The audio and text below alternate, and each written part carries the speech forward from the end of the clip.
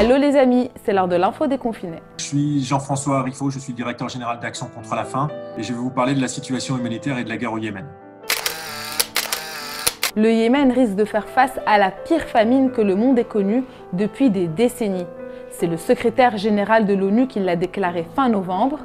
Les différents belligérants sont accusés d'utiliser la faim comme une arme de guerre. La faim est utilisée comme une arme de guerre. Donc très concrètement, des marchés sont pris pour cible, les lieux d'approvisionnement sont pris pour cible, des blocus de ports ont lieu et on sait très bien que 80% de l'alimentation, des produits de base alimentaires du Yémen arrivent par les ports et notamment par le port de Daïda. Et donc on sait très bien aujourd'hui que le fait d'affamer et de mettre en immense difficulté sanitaire et alimentaire les populations contribue à mettre la pression sur le camp adverse. La faim, c'est d'abord le fruit de l'acte des hommes. C'est pas une fatalité, la faim. Le Yémen est situé au sud-ouest de la péninsule arabique. Les chiites représentent 40% de la population yéménite, qui est majoritairement sunnite. L'État le plus pauvre de la région est ravagé par un conflit qui oppose deux ennemis, d'un côté la coalition saoudienne et de l'autre les rebelles houthis, un mouvement chiite soutenu par l'Iran. Plus de la moitié de la population est menacée, 20 millions de personnes sont en situation d'insécurité alimentaire, dont 13 millions ont besoin du PAM, le programme d'aide alimentaire des Nations Unies pour survivre. Le nombre d'enfants qui souffrent de malnutrition, le nombre de mamans allaitantes qui souffrent d'insécurité alimentaire augmente semaine après semaine, mois après mois. Plusieurs dates clés à retenir.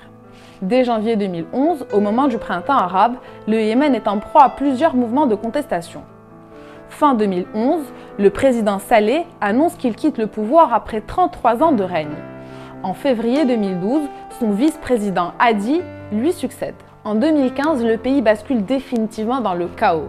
Les Houthis arrivent à mobiliser une partie de la population et à contrôler la capitale, Sanaa.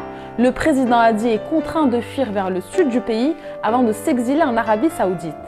Les Saoudiens, soutenus par plusieurs pays musulmans, lancent alors une offensive militaire. Depuis des années, ce conflit au Yémen génère un drame humanitaire qui attire assez peu l'attention à la fois des États, des bailleurs de fonds et du grand public. Au-delà du conflit militaire, un drame humanitaire est actuellement en cours et les fonds sont dérisoires. Le chef de l'ONU parle d'une réduction drastique du financement de l'aide.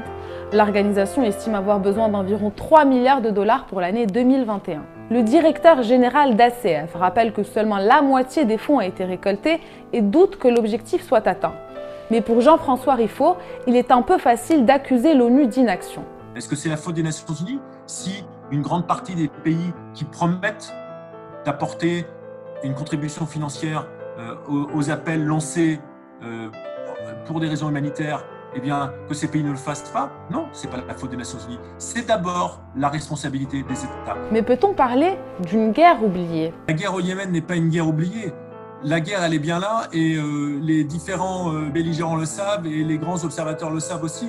C'est la famine, c'est la crise alimentaire, c'est le drame humanitaire qui est oublié. Et les intérêts de la guerre passent avant les intérêts des personnes et des victimes. C'est ça qui est oublié aujourd'hui. Les alliés de l'Arabie Saoudite, européens et américains se font remarquer par leur silence assourdissant et sont critiqués pour leur vente d'armes. Aujourd'hui, on est obligé de remarquer que sur les 5 dernières années, la France a vendu pour 2,5 milliards d'euros d'armes à l'Arabie Saoudite. Et en même temps, pendant la même période, n'a contribué qu'à hauteur de 18,5 millions d'euros pour lutter contre la faim au Yémen. Donc voilà, c'est un chiffre qui dit la réalité, qui est partagée par de nombreux États qui font commerce des armes. Si le commerce des armes est un fait établi et légal, leur utilisation est régie par des conventions. La guerre a des règles et elles sont en l'occurrence bafouées au Yémen, tout comme le droit humanitaire. L'utilisation de la faim comme une arme est un crime de guerre. L'Allemagne a par exemple suspendu ses ventes d'armes à l'Arabie Saoudite.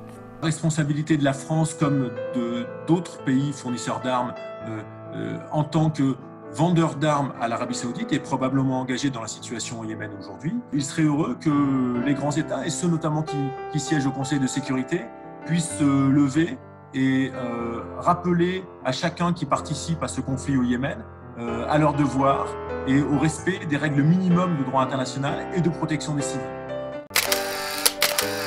Les États-Unis pourraient bientôt inscrire les rebelles Houthis sur leur liste des organisations terroristes.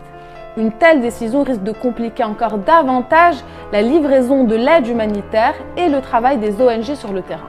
Nous militons pour la liberté d'action des ONG et cette liberté d'action, elle existe et elle est cadrée par quelque chose qui s'appelle le droit international humanitaire. Et ce droit international humanitaire, il est inscrit dans les conventions de Genève et il est repris par la Déclaration universelle des droits de l'homme et c'est un droit qui est supérieur à l'ensemble des autres règles. Et donc encore une fois, nous militons pour les règles d'exemption des acteurs humanitaires qui agissent dans les territoires où sévissent des groupes terroristes.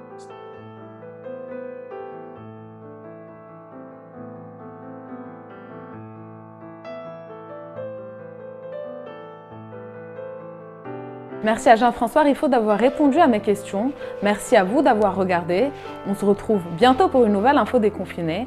En attendant, n'oubliez pas, une info peut en cacher une autre.